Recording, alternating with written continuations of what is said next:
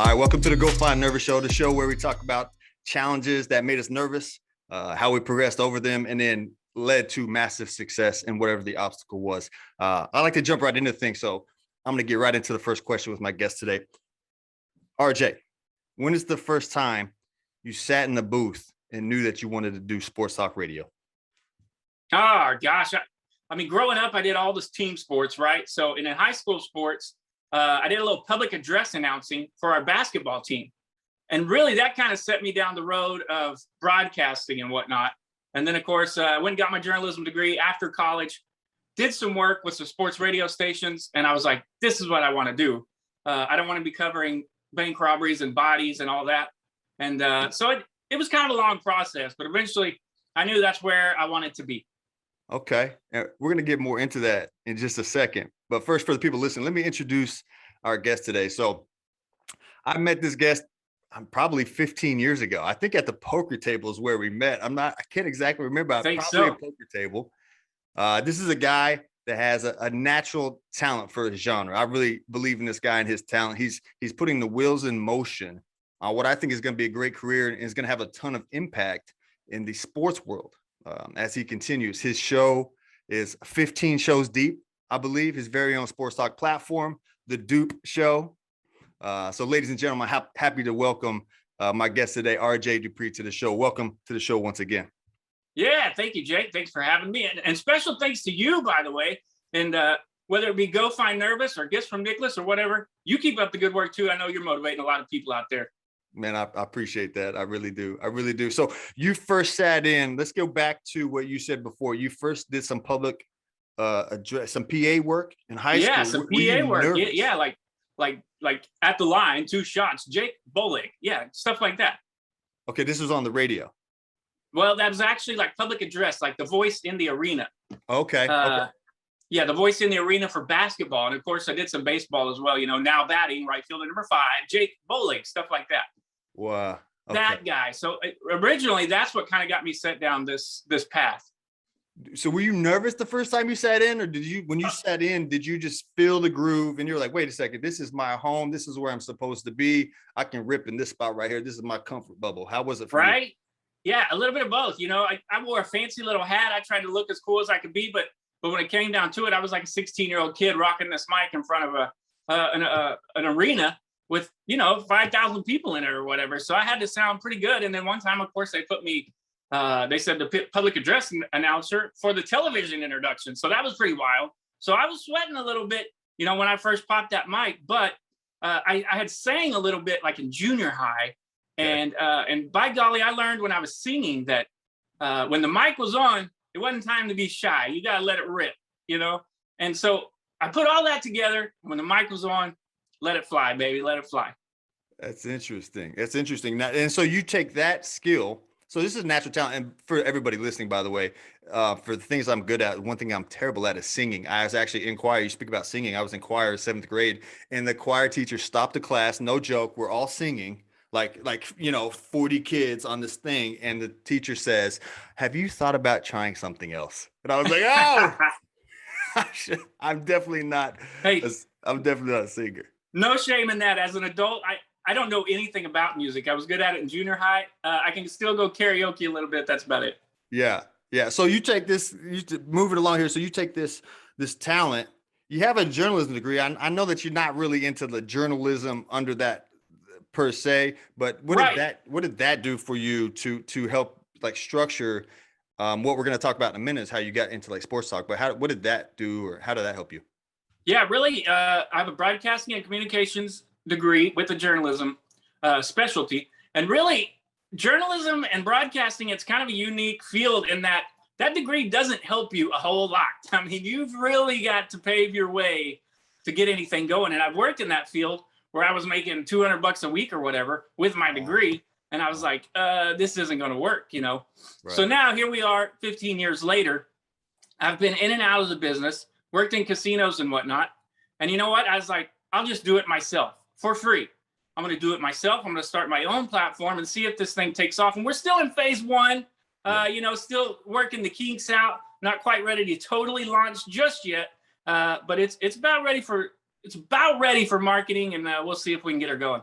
Yeah. Well, I mean, that's a big thing. And what I'm hearing in that is that you bet on yourself. And that's a big thing with finding nervous is it's like, what is making me nervous here? People are nervous by nature to go out and take that next step, that uncomfortable space, that place where the unknown, the place of the unknown. And the right. And when you go and bet on yourself and you say, wait a second, I'm not going to get paid.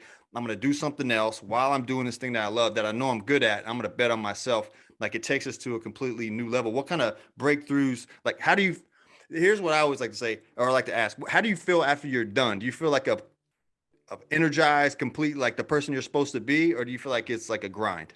Dude, it's funny you mentioned that because that's what really keeps me going. Like when it's done, even after I do a small 20-minute podcast or whatever, when it's done, I strut around the house as if I'm something special.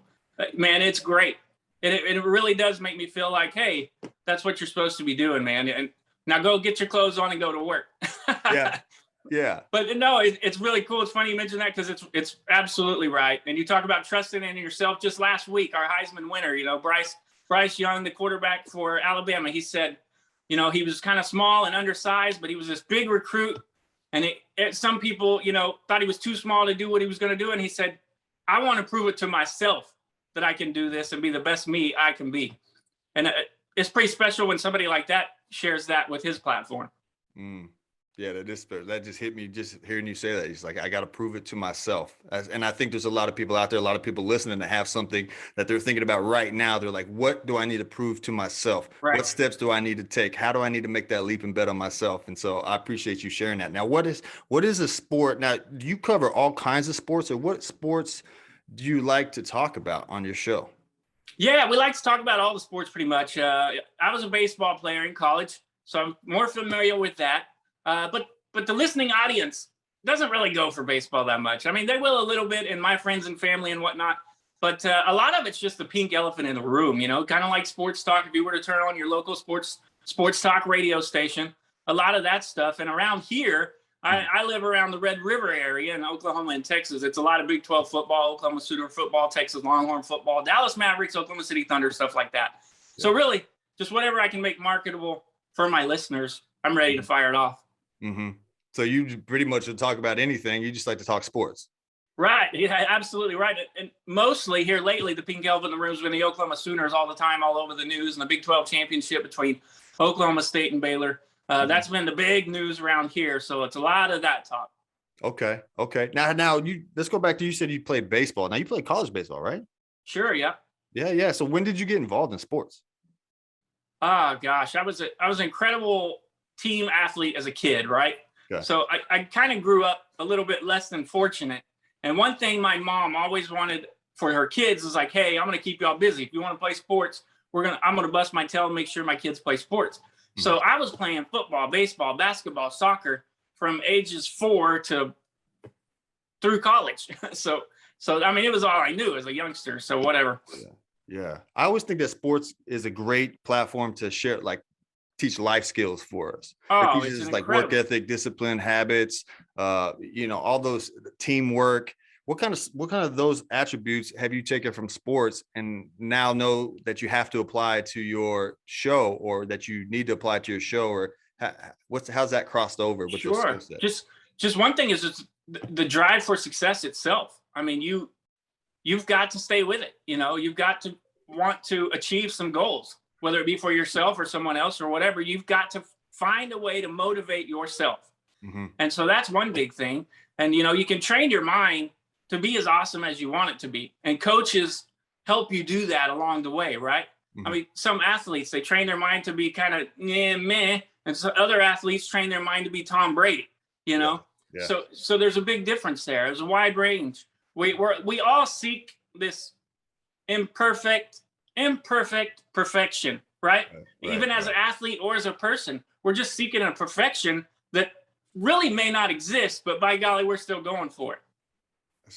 That's true. What now, with your vast experience in sports, what maybe you can speak to, what do you see in athletes that are successful versus unsuccessful athletes? What are some of the difference makers between like the Tom Brady's versus, maybe somebody, I don't want to name names, but somebody that doesn't make it? What are the intangibles that some people that you've picked up on over the years?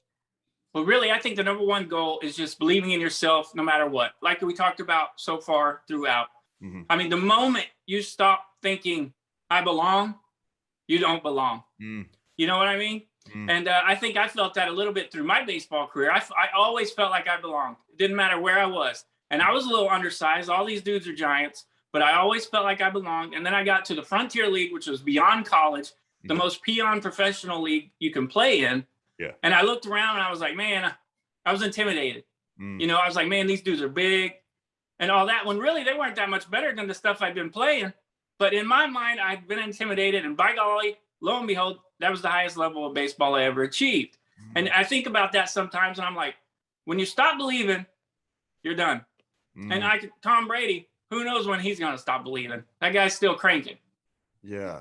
So we set our own limitations on ourselves is what you're saying is once you set that limitation, it's really hard to overcome that self-imposed limitation that's completely made up. Nobody put it on you. You put it on yourself. And then here you go. You look back 15, 20 years later and you're like, well, at least I have a good lesson out of it. Right. Sure. I believe that's the number one achievement for athletes is to keep that mind right, keep going straight. Yeah. Yeah.